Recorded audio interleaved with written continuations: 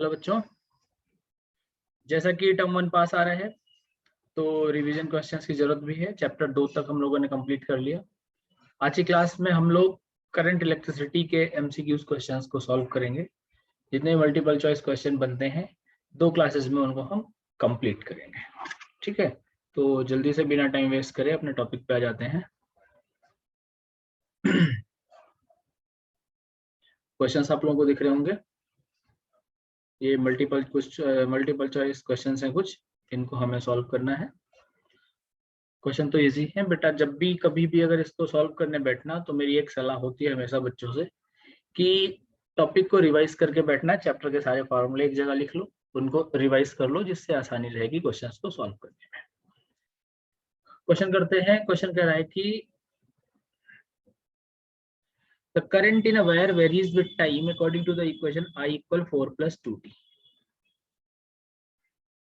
I is in ampere and T is in second. The quantity of charge which passes through the cross section of the wire, duration T = 2 seconds to T = 6 seconds. पहला concept है, जब भी मैं आपको पढ़ाता हूँ तो मैं बताता हूँ, अगर या तो करंट वेरिएबल में गिवन होगी, चार्ज चाहिए होगा, चार्ज वेरिएबल में गिवन होगी, करंट चाहिए होगा। तो यहाँ पे क्या गिवन है? करंट। तो I इक्वल क्या होता है? dq/dt। चार्ज चाहिए तो dq इक्वल क्या करेंगे? I/dt। I/dt बोले तो इंटीग्रेशन। यहाँ पे अगर आपको इंटीग्रेशन करना है तो Q इक्वल आपने सीधा सीधा लगाया। लोअर लिमिट कितने टाइम की? 2 सेकेंड। अपर लिमिट कितनी है? 6 सेकेंड। I/dt, I की वैल्यू क्या होगी? 4 + 2t dt। कई बार पढ़ा रहा होता हूँ, बच्चे कहते हैं सर इंटीग्रेशन तो टर्म 1 में है नहीं। तो खैर कुछ तो आपको फिजिक्स में पढ़ाया गया होगा 11th में, बाकी आप बेसिक इंटीग्रेशन है इसको यूज कर लेते हैं। इसको क्या कर लेंगे? 2 to 6 4 dt plus 2 to 6 2t dt। यहाँ पे अकेला dt है, dt का इंटीग्रेशन क्या आएगा? t। 4 बाहर कर दिया, 6 to 2 प्लस 2 इसको बाहर किया, t का क्या है इंटीग्रेशन? t² 2 6 to 2। ठीक है, अब यहाँ पे आप इंटीग्रेट कर लो इसको। अपर लिमिट 6 - 2, यहाँ 2 से 2 कट गया, प्लस 6² - 2²। 6 - 2 4 4 4 16 प्लस 36 - 4 36 - 4 32 32 और 16 48 कूलम। तो आपके पास चार्ज कितना आ गया? 48 कूलम। कोई समस्या? इजी क्वेश्चन था, बस आपको इंटीग्रेशन का पॉइंट समझना है। बढ़िया क्वेश्चन है। क्वेश्चन में थोड़ा सा टाइम ले लिया लेकिन अच्छा क्वेश्चन है। दूसरे क्वेश्चन पे आते हैं। कह रहा how many electrons pass through a lamp in 1 minute if the current in 300 milliampere given the charge on electron is 1.6 × 10⁻⁻19 coulomb. ये देखो, ये चार्ज ऑफ इलेक्ट्रॉन है, ई गिवन कर दिया आपको। हाउ मेनी इलेक्ट्रॉन्स, क्या चाहिए? Number of electrons. करंट कितनी दे रखी है? 300 मिली एम्पियर। इसको आप एम्पियर में कन्वर्ट कर लेंगे। अब मैं कुछ चीजों की हिंट दे दूंगा, सॉल्व करना। जो ना हो तो मुझे कमेंट बॉक्स में बता देना, ठीक है। टाइम दे दिया 1 मिनट। 1 मिनट मतलब 60 सेकेंड्स। तो आपको चाहिए क्या? Number of electrons. I equal क्या होता है? Q/T। तो आई इक्वल क्यू की जगह Ne/T। समझो बात को, कॉन्सेप्ट अच्छे से समझना। आई गिवन है, ई गिवन है, टी गिवन है, एन निकालना है। कैलकुलेट कर लेंगे। मैं ऑप्शन दे रहा हूँ, इसका ऑप्शन ए आएगा। सीधा इस फॉर्मूले में वैल्यू पुट करेंगे, n = IT/E। IT/E करेंगे, आंसर आपको मिल जाएगा 1.125 × 10⁻20 कूलम।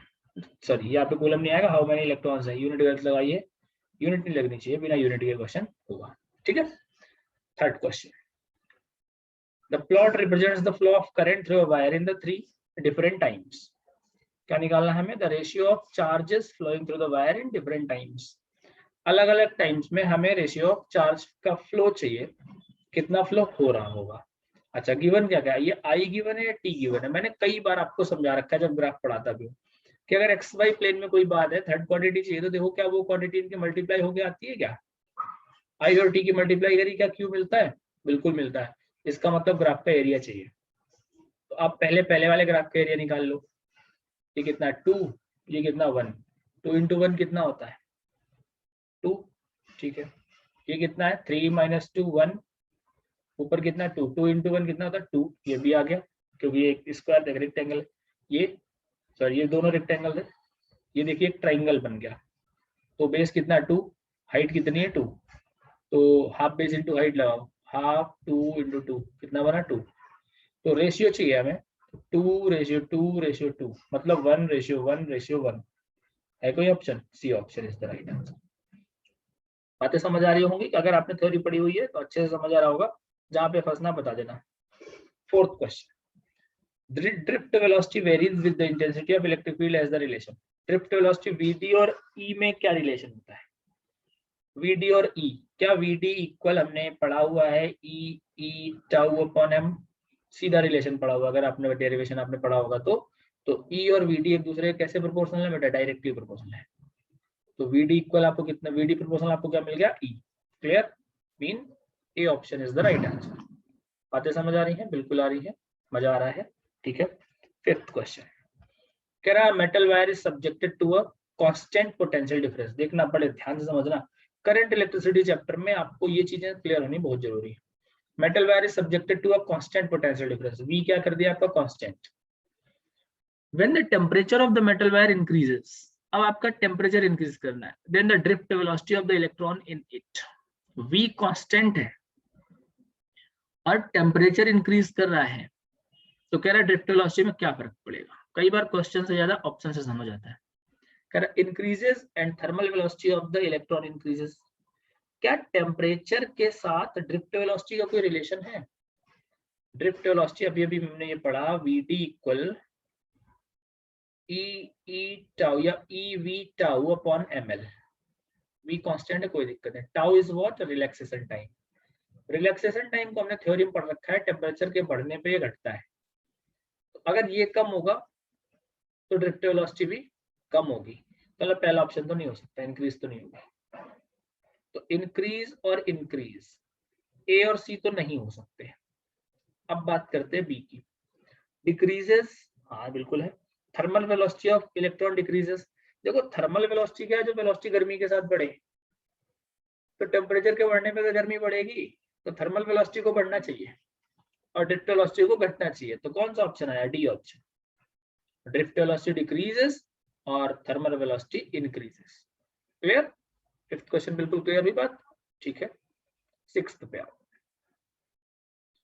कह रहा drift velocity of the electrons in a copper wire of length 2 meter under the application of potential difference of 220 volt is 0.5 meter per second, there mobility is, mobility का formula क्या होता है, mu equal हमने पढ़ा है ratio of drift velocity and electric field, अगर ratio of drift velocity and electric field हमने पढ़ा हुआ है तो हमें गिवन क्या है, डेटा देखो, लेंथ गिवन है, एल गिवन है 2 metre, potential difference V given है और वीडी गिवन है, मतलब यार इलेक्ट्रिक फील्ड नहीं है, तो इलेक्ट्रिक फील्ड नहीं है तो मैं vd इक्वल ई की जगह v अपॉन एल भी तो लगा सकता हूँ, एल मल्टीप्लाई में ले जा सकता हूँ, तो म्यू इक्वल क्या आ गया, vd into L upon V, hint दे दी मैंने, तीनों वैल्यूज है आपके पास, vd है, एल है, v है, कैलकुलेट कर लोगे तो वैल्यू क्या पुट कर लो, vd की वैल्यू 0.5, एल की वैल्यू 2, v की वैल्यू 220, कैलकुलेट करोगे तो ये आपका 5 × 10⁻³ आएगा, एक बार कैलकुलेट करना, ना हो तो बता देना अगर कोई भी ऑप्शन आपसे मैच ना करे तो, ठीक। Seventh question, which of the following characteristics of electrons determine the current in a conductor, drift velocity alone, thermal velocity, both drift and thermal, neither drift nor velocity, यार I इक्वल NeAVD पढ़ा है हमने, क्या यहाँ पे कहीं thermal velocity आ रही है, नहीं आ रही, कौन आ रहा है, वीडी आ रहा है, तो केवल भैया वीडी काम करेगी करंट के लिए, ड्रिफ्ट वेलोसिटी चाहिए बस, कोई और नहीं चाहिए, जल्दी जल्दी इसलिए करा रहा हूँ ताकि कम टाइम में ज्यादा क्वेश्चंस करा सकूं, आप लोगों के पास वैसे भी टाइम नहीं है, कॉन्सेप्ट अच्छे हैं, क्वेश्चंस ठीक है। एट्थ क्वेश्चन की बात करते हैं, कह रहा if charge move without collisions through the conductor, ठीक है, their kinetic energy would also change so that the total energy, total energy क्यों चेंज होगी, टोटल एनर्जी अनचेंज रहेगी, रट्टा मारो, काइनेटिक एनर्जी से मुझे मतलब क्या है, टोटल एनर्जी क्या रहेगी, अनचेंज्ड, नहीं तो लॉ ऑफ कंजर्वेशन एनर्जी खत्म हो जाएगा, ज्यादा बात नहीं करेंगे, नाइन्थ पे आओ, graph showing the variation of current versus voltage for a GAAS gallium arsenic is shown in figure. अच्छा इस पेज में है नहीं, अगले पे होगा। ठीक है, identify the region where ohm's law is obeyed. Ohm's law क्या होता है, V और I का ग्राफ हमें स्ट्रेट लाइन मिलता है। तो स्ट्रेट लाइन देखो, अगर मैं इसको इनिशियल मान लेता O पॉइंट, यहाँ नहीं मिल रहा, यही थोड़ा बहुत बन रहा है ना, बाकी ना तो ये है ना तो ये है। तो ओम्स लॉ कहाँ से कहाँ तक है, B से C। सो हाँ, next question, Ohm's law in a point form in field theory can be expressed as. यार इसकी ना एक हेडिंग आप लोगों ने पढ़ी होगी, ओम्स लॉ इन वेक्टर फॉर्म। ओम्स लॉ इन वेक्टर फॉर्म कई बच्चों ने पढ़ी होगी, जिन्होंने थ्योरी पे नहीं पढ़ा वो समझ लो। J इक्वल सिग्मा इंटू है, ये नहीं होता वेक्टर फॉर्म ना, ये नहीं होता, ध्यान रखना। और ये भी नहीं होता इलेक्ट्रॉनिक थ्योरी में। ओम्स लॉ इन वेक्टर फॉर्म केवल ये होता है J equal sigma into E। इसको बहुत ध्यान से समझ लेना, ये आता कहां से, इसकी मैकेनिज्म आप अपनी क्लास के नोट्स में कर चुके हो। तो J equal sigma into E, अच्छी बात है ये। 11th question, the variation of Vi for the heating filament is shown in which graph? The variation of Vi for heating filament, heating filament क्या होते हैं, फिलामेंट होता है टंगस्टन वगैरह। इसमें क्या होता है, कम वोल्टेज में बड़ी बड़ी तेज करंट आती है, उसके बाद फिर पहले धीरे से अचानक तेज होता है, फिर ये रुक जाता है। बल्ब जब जलाते हो तो यही होता है। तो धीरे से अचानक तेज का मतलब करंट बढ़े, तो कम वोल्टेज पे करंट का बढ़ना, ये चीज। ये option is the right answer. 12th पे आओ, the resistance of a wire is R ohm. If it is melted and stretched to n times its original length, its new resistance will be, रटवाया हुआ question है। Length अगर n times बढ़े तो resistance n square times बढ़ता है। तो C option is the right answer. कराया हुआ क्वेश्चन है, इसमें कोई दखलंदाजी नहीं है। जिनको नहीं पता तो समझ लेना, लेंथ n टाइम्स बढ़ी तो एरिया n टाइम्स डिक्रीज होगा। तो R equal rho L by A करोगे तो R equal rho N L upon A by N, तो n टू n मल्टीप्लाई में चला जाएगा तो n स्क्वायर बाई एल आ जाएगा, है ना।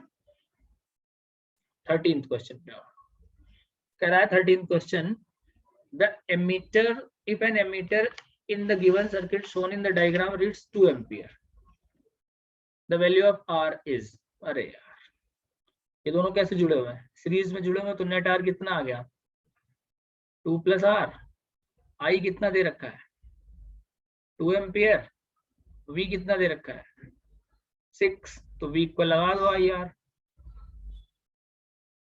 6 इक्वल 2 इंटू 2 प्लस R, ऐसा 3 2 R की वैल्यू 1 है, कोई ऑप्शन, अरे वाह 1 ओम, है ना। तो 13 भी आपको क्लियर हो गया।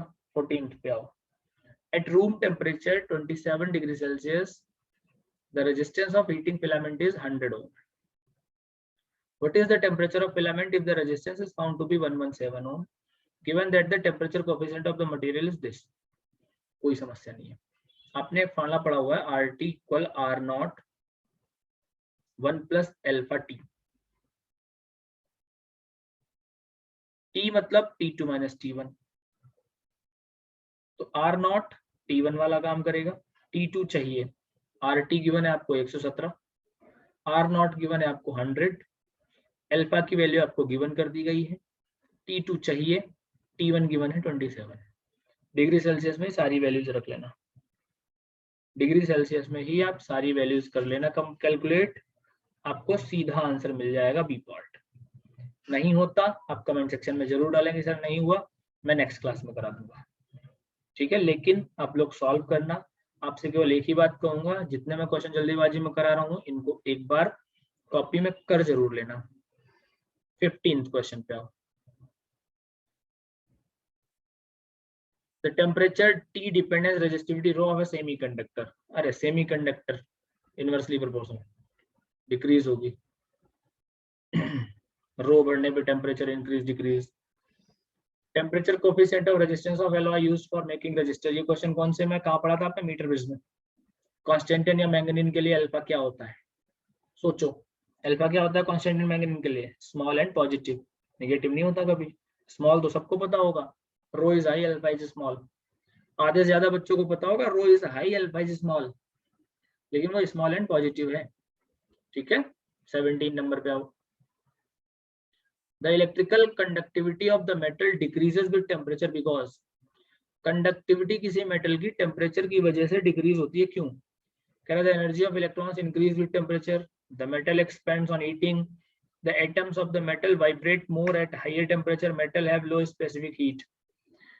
कंडक्टिविटी डिक्रीज होती है टेम्परेचर की वजह से। कंडक्टिविटी का मतलब क्या है? उसके कंडक्ट करने की प्रॉपर्टी। जब आपने टेम्परेचर बढ़ाया तो क्या हुआ? इलेक्ट्रॉन की थर्मल वेलोसिटी बढ़ी, थर्मल वेलोसिटी बढ़ी जिससे इधर उधर भागे, इधर उधर भागे तो उन्होंने कोलाइड किया। अब थर्मल वेलोसिटी की वजह से क्या बढ़ा? उनका एनर्जी बढ़ गई। तो टेम्परेचर बढ़ाने पे इलेक्ट्रॉन्स की एनर्जी बढ़ गई, एनर्जी बढ़ गई मतलब ए option is the right answer. अरे वाह, मजा आ रहा है वैसे क्वेश्चन करने में ना। अच्छा, electric field and current density have the relation. Current density और इलेक्ट्रिक फील्ड में क्या रिलेशन होता है? करंट डेंसिटी क्या होती है?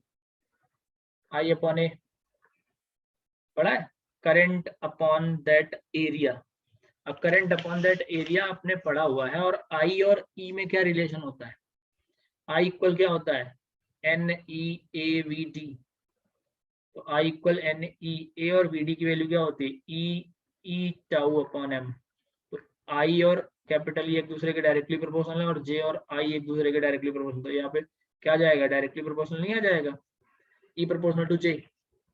तो ई प्रोपोर्शनल आपको क्या मिल गया? J. A option is the right, A is the right option. ठीक है, 19th पे अब कह रहा है two bulb 40 watt and 60 watt are connected to 220 volt line, the ratio of the resistance will be। कितना इजी क्वेश्चन है, बालकों वाला क्वेश्चन है ये। पावर पहले की कितनी दे रखी है? P1 40 ओम, P2 60 ओम, 220 लाइन पे कनेक्ट कर दिया। P इक्वल क्या होता है? V square by R. खत्म, पहले वाले से आर निकाल लेना फॉर्मूले का यूज करके, दूसरे वाले के लिए P2 चेंज करना, V इतना ही रखना, उसके लिए आर निकाल लेना, दोनों डिवाइड कर देना, या डायरेक्टली डिवाइड कर दो। R1 इक्वल क्या आएगा आपका? V square by P1। R2 क्या आएगा? V square by P2। करो डिवाइड, तो R1 अपॉन R2 कितना आ गया? P2 upon P1। P1 की P2 कितना? 60, P1 कितना? 40, 20 दिया 60, 20 दूनी 40, 3/2, 3/2, 3/2, 3/2, 3/2। कई बच्चे 2/3 भी लगा के आ सकते हैं, बेसिक गलती जो कि ना करना। 20 नंबर पे आओ। 20 नंबर क्या कह रहा है आपसे? The heat produced by 100 watt heater in 2 minute is equal to 100 watt। Power कितनी दे रखी है? 100 watt। टाइम कितना दे रखा है? 2 मिनट। ये हो गया आपके पास टाइम 2 मिनट। इसको सेकंड में कन्वर्ट कर लो, 2 × 60। ठीक, हाइट का फॉर्मूला क्या होता है? P × T। H इक्वल आपने लगा दिया P × T, मल्टीप्लाई कर दो दोनों का, आंसर आ जाएगा 120 × 100। तो 120 × 100 इतना आ गया 12,000 जूल। 12,000 जूल का मतलब क्या हुआ? 12,000 जूल 12 किलो जूल। भाई 3 जीरो तो किलो में कन्वर्ट हो गया ना। ठीक है, next 21। Current through 5 ohm resistor is, 5 ohm से करंट कितना जाएगा? लगा दो यार, बेसिक क्वेश्चन है। इधर से 10 वोल्ट है, इधर से भी 10 वोल्ट है, बीचों बीच आपका 5 ओम का रेजिस्टेंस दे रखा है। तो पोटेंशियल डिफरेंस कितना मिल गया आपको? 10 वोल्ट। रेजिस्टेंस कितना दे दिया आपका? 5 ओम। सबसे पहले आई निकाल लो, आई कितना मिल गया एक लूप के लिए? 10/5, 2 एम्पियर। कहाँ है क्वेश्चन? 2 एम्पियर। खत्म। अच्छा, अगले पे आओ। A battery E22, a battery of EMF E has an internal resistance R. A variable resistance R is connected to terminals of the battery. A current I is drawn from the battery. V is the terminal potential difference. If R alone is gradually reduced to 0, which of the following the best describes I and V? ऐसा question जानलेवा question होता है, आपको थोड़ी देर बाद ये परेशान कर देगा करना क्या इस क्वेश्चन में। मैं सच बता रहा हूँ, ऐसा क्वेश्चन आपको परेशान करने वाला क्वेश्चन मिलता है। कह रहा battery of EMF E has an internal resistance R, variable resistance R connected to terminals of the battery, current I drawn from the battery, V is terminal potential difference, R alone gradually reduced to 0. Capital R 0 कर दिया, बस कहानी खत्म। अगर capital R 0 किया तो क्या होगा भाई, I इक्वल क्या होता है E upon R plus R, इसको खत्म करो तो ये वैल्यू क्या मिलेगी,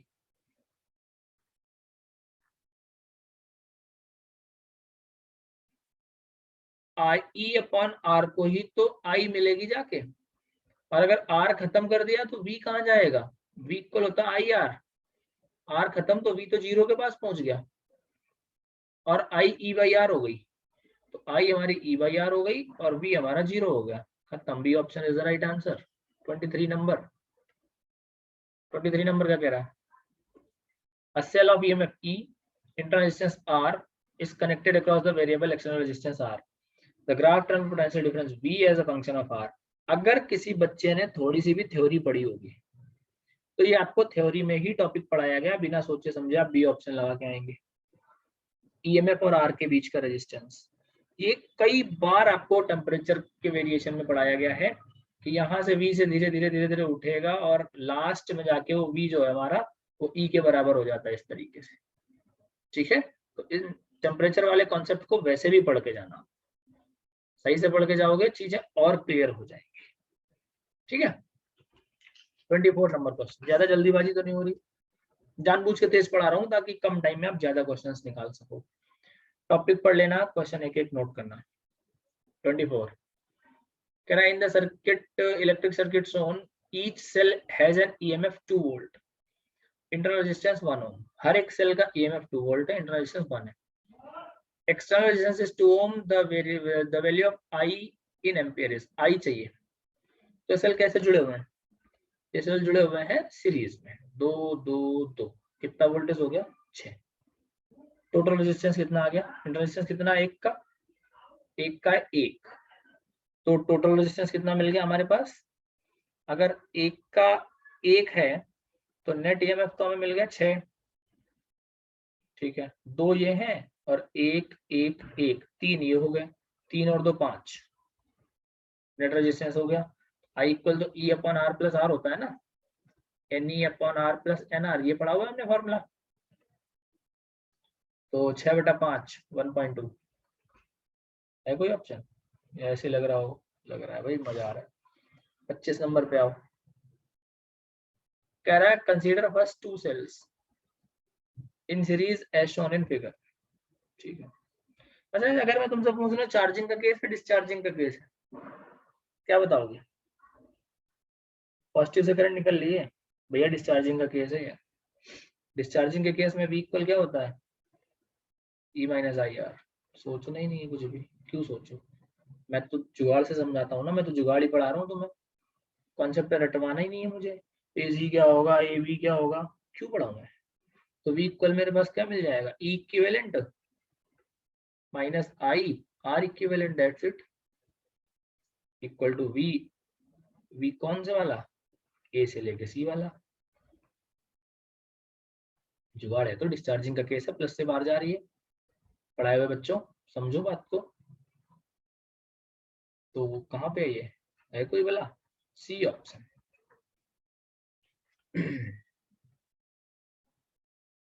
26 नंबर, 26 क्या कह रहा है भाई, 26 कह रहा है in the circuit shown figure E1 equal 10, E2 equal 4, R1 equal 1, R equal 2, find the potential difference across the battery 1 and battery 2। हमें इनके पोटेंशियल डिफरेंसेस चाहिए, इसका चाहिए और इसका भी पोटेंशियल डिफरेंस चाहिए, ठीक है। बेसिक क्वेश्चन है, इसे भी आप लोग निपटा लेंगे बहुत अच्छे तरीके से। ये भी पोटेंशियल डिफरेंस का ही कॉन्सेप्ट है, इसको सॉल्व करने में ज्यादा परेशान मत होना। E equal V minus IR, E equal V minus IR आप आंसर लगाएंगे, सीधा आपको आंसर मिल जाएगा। नेट करंट निकाल लेना पहले और उसके बाद सीधा आपको ये कॉन्सेप्ट मिल जाएगा। तो 26 का आपको सॉल्व करोगे, यहाँ से V equal E minus IR, V equal E minus IR, सीधा सॉल्व करना आंसर है, ज्यादा इसमें परेशान होने की वैल्यू नहीं है। 27 under what conditions current passing through the resistor R can be increased by short circuiting the battery of EMF 2. Under what condition? E2 the internal resistances of the two batteries are R1 and R2 respectively. Correct कौन सी condition पे हमें चाहिए? तो E1 एक तरफ लगा हुआ है, E2 दूसरी तरफ लगा हुआ है। Internal resistance of the two batteries are R1 R2 respectively. किस कंडीशन पे? दोबारा क्वेश्चन पढ़ना पड़ेगा भाई मुझे।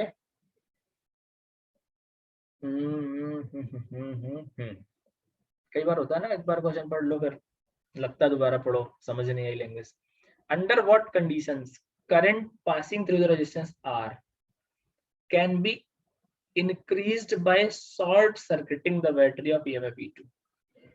कौन सी कह रहा है कंडीशन पे करंट इंक्रीज की जा सकती है? टॉपिक अच्छा है। तो अगर हमें करंट इंक्रीज करनी है तो कह रहा है कौन सी कंडीशन पे करंट हम इंक्रीज कर सकते हैं? लाओ भाई टॉपिक दिखाओ। ये है, ठीक है, सीरीज में लगे हुए हैं, मुझे साफ साफ पता चला। I इक्वल हो जाएगा E1 प्लस E2 अपॉन पहले वाले का रेजिस्टेंस प्लस दूसरे वाले का रेजिस्टेंस प्लस कैपिटल। अच्छा सुनो, जो पिछला क्वेश्चन है मैंने सॉल्व नहीं किया, तुम्हें लग रहा होगा सबने सॉल्व नहीं किया। ये ऐसे फॉर्मूला लगा लेना, वहां भी कुछ सीरियसनेस ऐसी वाली है, ठीक है। अब एक बात बताओ, मैं तुमसे कह दूं I1 और I2 मुझे चाहिए। अगर केवल E1 के लिए I1 होता तो I1 क्या होता? I1 होता E1 upon R1 plus R। बहुत बढ़िया। I2 क्या होता? I2 होता E2 upon R2 plus R होता। अच्छा, अगर ऐसी बात होती I2 दोनों के लिए लगता, E1 यहीं तक है, I2 के लिए तो ये दोनों सीरीज में थे, तो I2 के लिए R1 भी लगता और E1 भी लगता। अब एक बात सीधी सीधी सी यार, I2 के लिए तो ज्यादा वैल्यू चाहिए ना, करंट इंक्रीज करनी है, तो I2 हमें बढ़ाना है, I1 घटाना है। दोनों वैल्यूज को रख दो, इक्वेट करा दो। I2 की value E1 plus E2 upon R1 plus R2 plus R, बड़ा कर दो इसको E1 upon R1 plus R, मिला दो, सॉल्व कर दो, आंसर आ जाएगा। क्रॉस मल्टीप्लाई करोगे तुम तो तुम्हें क्या दिख जाएगा? क्रॉस मल्टीप्लाई कर लो, E1 R1 plus E1 R plus E2 R1 plus E2 R equal E1 R1 plus E1 R2 plus E1 R। तो ये वाली तीन चीजें तो इनसे कट जाएंगी, तो आपके पास सीधा सीधा क्या बचेगा? E1 R2 बचेगा, जो कि ज्यादा होगा E2 R प्लस R1 से, है कहीं? E1 R2, ठीक है, कोई दिक्कत नहीं। कोई दो क्वेश्चन थोड़ा सा खराब पड़ जाता है, क्या कर सकते हैं, सॉल्व तो करना पड़ेगा ना। कॉम्बिनेशन ऑफ सेल्स का टॉपिक है, यहाँ से क्वेश्चन बन सकते हैं। जो अभी मैंने पीछे एक दो क्वेश्चन किए, क्यों बन सकते हैं? क्योंकि कॉम्बिनेशन ऑफ रेजिस्टेंसेस हटाया है। अगर कॉम्बिनेशन ऑफ रेजिस्टेंसेस सीबीएसई ने हटाया है तो कॉम्बिनेशन ऑफ सेल्स तो देगा ही देगा। तो कम से कम एक या दो क्वेश्चन इसकी प्रैक्टिस करके जरूर जाए, नहीं तो आप परेशान हो सकते हैं, ठीक है। कह रहा 12 cells each of EMF 1.5 volt and internal resistance 0.5 ohm arranged in M rows each containing n cells connected in series as shown in figure. Calculate the values of n and m for which the combination would send the maximum current through an external resistance of 1.5 ohm. इस series और parallel का सीधा सीधा concept बना रहा है, कोई दिक्कत वाली बात नहीं। 12 cells हैं, each of EMF 1.5 ohm and internal resistance 0.5 ohm are arranged in m rows each containing n cells. m rows में यहां से लेकर यहां तक m है और n cells हर एक रो में है, तो हमारे पास r क्या बन के आना चाहिए? nr एक का अपॉन में m, बन गया, क्वेश्चन ही खत्म। r कितना? 1.5, n कितना है पता नहीं, स्मॉल r कितना है? 0.5, m कितना है? 12 बाई n। तो 12 सेल तो थे, अगर 12 सेल थे तो यही तो करोगे, mn की वैल्यू तो 12 ही रही होगी, इससे तो थोड़ी रही होगी। 12 सेल थे, m और n में कन्वर्ट कर दिया, तो m और n में अगर मिलाया है तो इन दोनों को मिलके कितना आएगा? 12 ही तो आएगा। n के लिए 12 बाई n, यहाँ से निकाल लो कितना आया? 1.5 और 0.5 से काटो ना 3, ये आ गया 3 into 12 36 n into n square. n की वैल्यू कितनी आ गई 6, n की वैल्यू अगर 6 आ गई तो m कितना आ गया 12/6 मतलब 2, m आ गया 2, n आ गया 6, n6 m2 n6 m2 ये वाला, A option is the right answer. सही है। 29 नंबर क्या कह रहा है, according to Kirchhoff current law as applied to a junction in network of the conductor। Current law की स्टेटमेंट पढ़ते हैं। करंट लॉ की statement, total sum of currents meeting at any junction is 0, no current can leave the junction without some current entering it, net current flow at the junction is positive, algebraic sum of the currents meeting at any junction is 0। देखो A और D में confuse मत होना, total some current का 0 नहीं होता, algebraic sum 0 होता है। अल्जेब्रिक बोले तो विद साइन कन्वेंशन, अप्रोच करने वाली को हम पॉजिटिव लेते थे, जाने वाली को हम नेगेटिव लेते थे, इस वजह से हमने नेट करंट यहाँ पे पढ़ाई है। और ये हमने स्टेटमेंट भी पढ़ी, algebraic sum of all currents meeting at any junction is 0। तो किरचॉफ का करंट लॉ क्या कहता है, algebraic sum of all currents meeting at any junction is 0। ठीक है, बहुत ध्यान समझना है। एक क्वेश्चन और करते हैं, 30 क्वेश्चन तो आज कंप्लीट कर लेते हैं। 30 क्वेश्चन अगर हम कंप्लीट करते हैं तो क्वेश्चन क्या कह रहा है हमसे, 5 conductors are meeting at a point x। ठीक है, 5 कंडक्टर हैं, हमें x पॉइंट मिला। What is the value of current in 5th conductor. ओहो, यहाँ बतानी, चलो ठीक है, और बेसिक तरीके से बताते हैं। इधर 5 आई, इधर 4 आई, तो x के पास कितनी हो गई 9 हो गई, 5 चली गई, 3 चली गई, तो 9 में 5 और 3 मिलकर 8 चली गई, तो x के पास कितनी बची, एक ही तो बचेगी। तो अवे या टुवर्ड्स, अवे होनी चाहिए, अवे फ्रॉम x। आज हम लोग 30 नंबर तक क्वेश्चन इसके कंप्लीट करेंगे। करंट इलेक्ट्रिसिटी के 30 नंबर तक के क्वेश्चन आप कंप्लीट करेंगे, इनको नोट से बना लेना। बाकी के बचे हुए क्वेश्चन विद असर्शन रीजन मैं नेक्स्ट क्लास में अपलोड कर दूंगा। ओके बेटा, थैंक यू, प्रैक्टिस करते रहें जिससे एग्जाम में आसानी हो। ओके बेटा।